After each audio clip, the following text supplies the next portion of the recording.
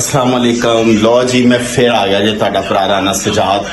ਤੁਸੀਂ ਕਹਿੰਦੇ ਹੋਗੇ ਕਿ ਸਵੇਰੇ ਸਵੇਰੇ ਰੋਜ਼ ਹੀ ਮੂੰਹ ਚੁੱਕ ਕੇ ਆ ਜਾਂਦਾ ਹੈ ਤੇ ਕਦੀ ਸ਼ਿਕਾਇਤਾਂ ਹੀ ਸੁਣਾਉਂਦਾ ਰਹਿੰਦਾ ਹੈ ਤੇ ਰਾਣਾ ਸੱਚ ਦਲੇਰੀ ਕੋਈ ਭਾਜੀ ਆ ਦੇਖੋ ਮੈਂ ਤਾਰਕ ਜਮੀਲ ਸਾਹਿਬ ਦਾ ਬਿਆਨ ਸੁਣ ਰਿਹਾ ਹਾਂ ਮੌਲਾਨਾ ਤਾਰਿਕ ਜਮੀਲ ਸਾਹਿਬ ਦਾ ਨਾਲੇ ਨਾਸ਼ਤਾ ਬਣਾ ਰਿਹਾ ਤੇ ਨਾਲੇ ਕਿ ਕੋਈ ਚੰਗੀਆਂ ਗੱਲਾਂ ਸ਼ਾਇਦ ਸਾਨੂੰ ਕੋਈ ਪਤਾ ਲੱਗ ਜਾਣ और बड़े अच्छे माशाल्लाह तुहानू सब नूं ही पता है कि इन्हां दी क्या बात है। मौलाना साहब अल्लाह इन्हां नूं सलामत रखे ते मैं चाहना मेरी बुढ़ी भी मौलाना तारिक जमील नूं सुने।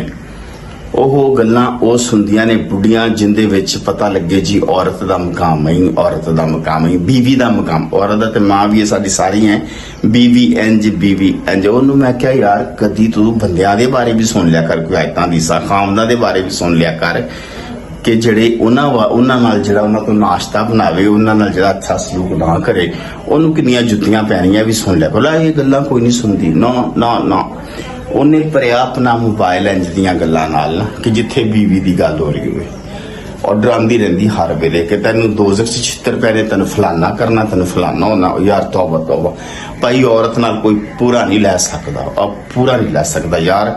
या अल्लाह मियाँ पता नहीं की लोड़ सी आ बुढ़ी बना दी। चलो औरत तो बनाती ठीक है, आ बुढ़ी बनाने की की लोड़ सी यार। साडा तो जलूस कट दिता, साडा जलूस कटता यार। नवीं गल भी मैं सुनी है कि जन्नत च तुहानूं हूरां मिलणगियां, बंदा शौक नाल उत्ते तुहाडी बीवी उहदी सरदार होएगी। हद नहीं होगी यार, हाँ कुछ समझ नहीं आई। उत्थे भी मतलब कुटापा ही चढ़ना भाजी, कुटापा ही चढ़ना है। तो खैर कोई गल नहीं, भांडे धो लांगे, जन्नत च जावांगे, कोशिश करांगे, मिन्नत तरला करके भांडे धो लांगे, कोई गल नहीं। खैर हुण जी मैं बना लिया चाह तुहाडे वास्ते, नाल उबालिया अंडे और तुहाडे वास्ते नहीं, उन्हां वास्ते, तुहाडी भाभी वास्ते। ते नाश्ता तैयार हो रहा, अगे वेखो हुण की सलूक करदी साडे नाल। वो चंगी दी ते उम्मीद नहीं। ते देखो मैं नाश्ता बना रहा, मैं फलाना कर रहा, रोना ही रोंदा रहिंदा भाई। मैं की करा रोना तुसीं दसो मैनूं। जे तुहाडी बुढ़ी इंज दी होवे जे सवेरे उठ के तुहानूं कवे नाश्ता बना के लाया ते 2 महीने तो बीमार होवे, ठीक ही ना हो रही होवे, जान बुझ के बहाना ला के पई होवे, ते तुसीं की करोगे दसो मैनूं, जरा कमेंट करके दसो। और तुसीं वेखो जरा नाश्ता मैं रोज बना रहा, बाहर दे काम भी कर रहा, भांडे भी धो रहा। देखो सारे भांडे धोते, कोई भांडा नहीं छड़िया, ठीक है ना। ते और फिर भी राजी ना। और एक बारी महीने च 12 रोटी खवाती, मेरी पैसों की मैंने रोटी खवाती ते जी बल्ले बल्ले जी मैं रोटी खवाती, तेन मैं रोटी खवाती। और जी असी रोज खवाने, रोज बाहरों लैके आने, उनका कोई जिक्र ही कोई नहीं है यार। बुढ़िया ना जड़ियां बस शादी ना करना। मेरी एक गल याद रखना, जो मर्जी हो जाए, जिन्ना बच सकते बचो, जिन्ना बच सकते बचो, बस बचो बचो बचो, ब्याह ना कराना। और नाश्ता तैयार करने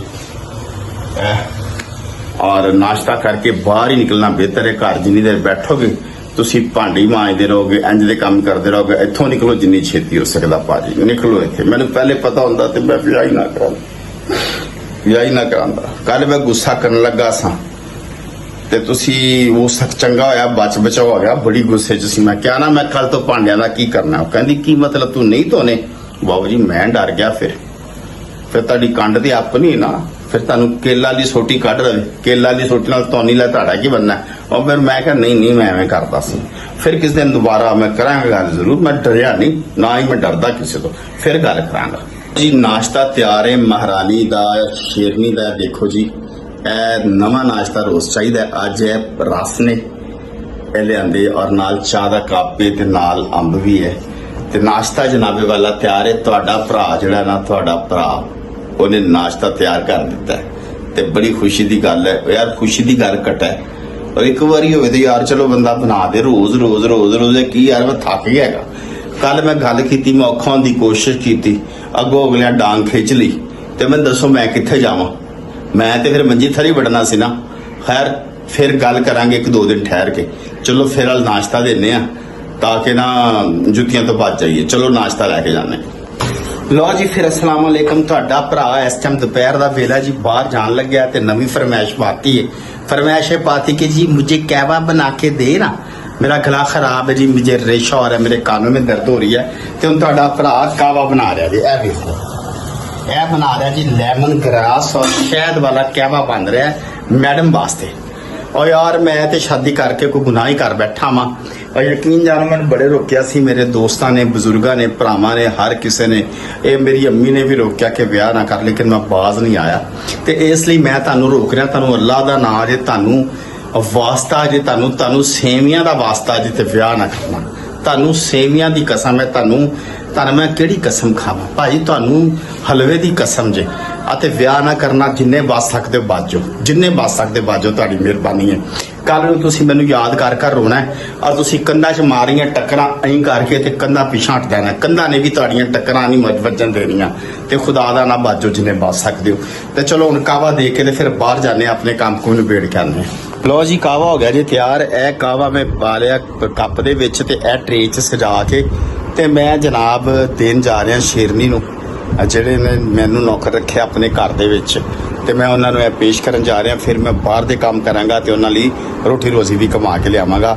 ਯਾਰ ਕਦੀ ਕਦੀ ਮੇਰਾ ਦਿਲ ਕਰਦਾ ਕਿ ਇੰਜ ਦੀ ਜ਼ਿੰਦਗੀ ਤੋਂ ਤੇ ਇੰਜ ਦੀ ਜ਼ਿੰਦਗੀ ਨਾਲੋਂ ਨਾ ਤੇ ਕਸਮੇ ਰੱਬ ਦੀ ਦੂਜਾ ਵਿਆਹ ਹੀ ਚੰਗਾ ਹੈ। ਹੋਰ ਕੀ ਹੈ, ਪਰ ਫਿਰ ਡਰ ਲੱਗਦਾ ਜੇ ਦੂਜੀ ਇੰਜ ਦੀ ਲੱਭ ਗਈ ਤੇ ਉਹ ਤੇ ਮੈਨੂੰ ਤੁੰਨ ਕੇ ਰੱਖ ਦੇਗੀ। ਤੇ ਬਿਹਤਰ ਰਹਿੰਦੇ ਤੇ ਗੁਜ਼ਾਰਾ ਕਰੋ ਔਖੇ ਸੌਖੇ, ਤੇ ਆ ਕਹਿਵਾ ਪੇਸ਼ ਕਰਕੇ ਨਿਕਲਣ ਵਾਲੀ ਗੱਲ ਕਰੋ।